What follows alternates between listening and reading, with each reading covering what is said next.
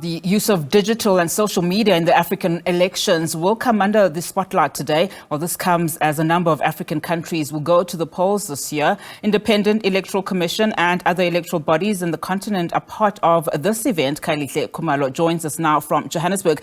Kailihle, thank you so much for joining us this morning, and a good morning to you. Just talk to us a little bit about this particular event. I mean, it is a crucial election season for most African countries. Well, that's right, Unati. Quite a very critical time for the African continent. As you know, that elections really about strengthening multi-party and also making sure that democracy is able to thrive. And as you know, that quite a number of countries within the Southern African bloc, in many other parts of the continent, will be going to the polls. But also the use of digital media and social media will be very, very fundamental in terms of shaping up these elections. But to look at the program, what you can expect, we're joined by the IEC CEO, Mr. Mamabolo. So, sir, thank you so much indeed for once again. So, a very important phase for the IEC here in South Africa, but your counterparts in the continent. Tell us about the importance of this particular gathering.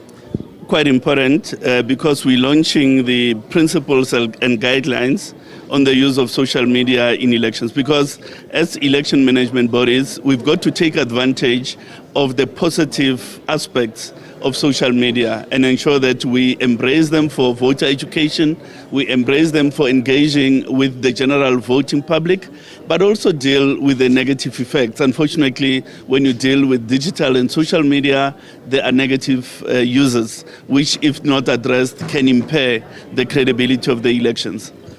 Impair the credibility of the elections, especially because Mr. Mamabolo also what he said about what you have seen in the African continent, the setbacks, the coups that you have seen. I would imagine that as part of these electoral management bodies, the issue of the return of constitutionalism, especially where we've seen democratic backsliding, I would imagine that would be a very critical issue in terms of making sure that we see elections really working for the continent in a positive fashion.